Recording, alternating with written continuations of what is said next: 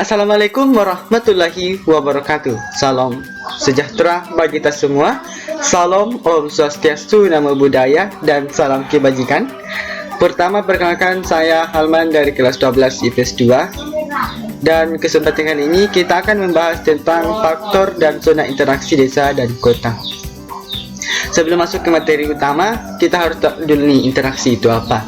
Nah, interaksi adalah suatu tindakan antara dua objek atau lebih yang saling mempengaruhi. Interaksi desa dan kota adalah hubungan saling mempengaruhi antara wilayah desa dengan wilayah kota yang menghasilkan dampak untuk kedua wilayah tersebut. Dampak yang dapat terjadi dapat berupa positif maupun dampak negatif. Pertama, yaitu faktor terjadinya interaksi desa dan kota. Menurut Edward Ullman, ada 3 faktor penyebab interaksi antara wilayah desa dan kota.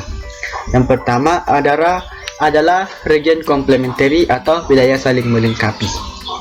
Perbedaan kemampuan wilayah dalam hal sumber daya, baik sumber daya manusia maupun sumber daya alam, memungkinkan terjadinya hubungan saling melengkapi. Misalnya,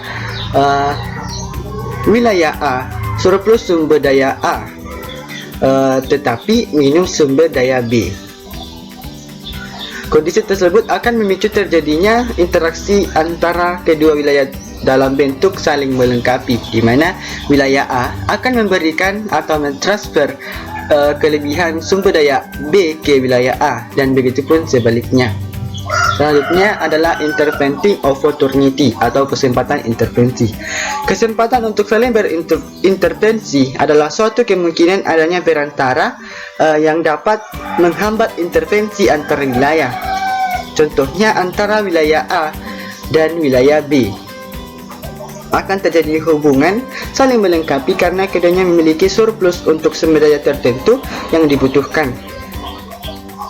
Kondisi tersebut akan berubah jika terdapat wilayah lain, misalnya wilayah C, juga menyediakan sumber daya yang dibutuhkan oleh A dan wilayah B.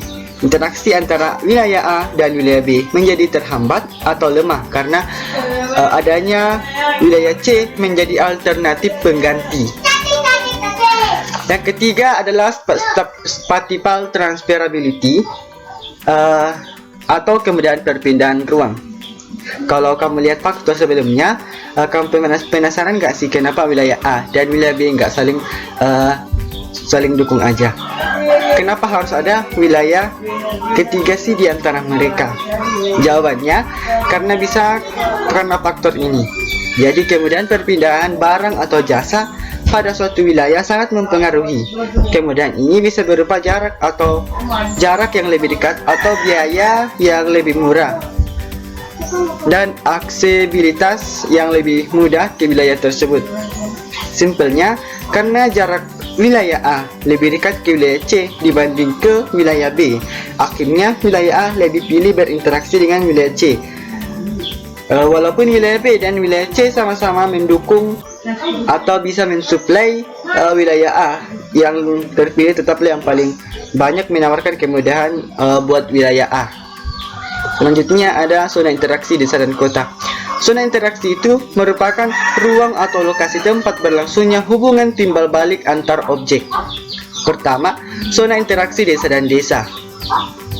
Interaksi desa dan desa biasanya berlangsung pada kegiatan yang berhubungan dengan tradisi, adat istiadat, atau dalam rangka pemenuhan kebutuhan hidup. Karena biasanya karena kebutuhan tersebut, interaksi desa dan desa biasanya agak lemah. Karena biasanya akan menimbulkan perubahan yang signifikan pada masing-masing desa. Selanjutnya, zona interaksi kota dan kota. Interaksi kota dan kota berlangsung pada kegiatan-kegiatan di bidang industri dan jasa. Kalau antar kota, biasanya juga nggak akan menimbulkan perubahan signifikan ke masing-masing kota, karena tatanan hidup di masing-masing terstruktur dengan ketentuannya masing-masing. Selanjutnya adalah zona interaksi desa dan kota. Zona interaksi desa dan kota, baru nih, kalau interaksi antara desa dan kota pasti menimbulkan perubahan yang signifikan pada desa dan kota yang terlibat. Sekian apa yang dapat saya sampaikan pada kesempatan kali ini. Apabila ada kesalahan mohon dimaafkan. Wabillahi taufiq wal hidayah. Wassalamualaikum warahmatullahi wabarakatuh.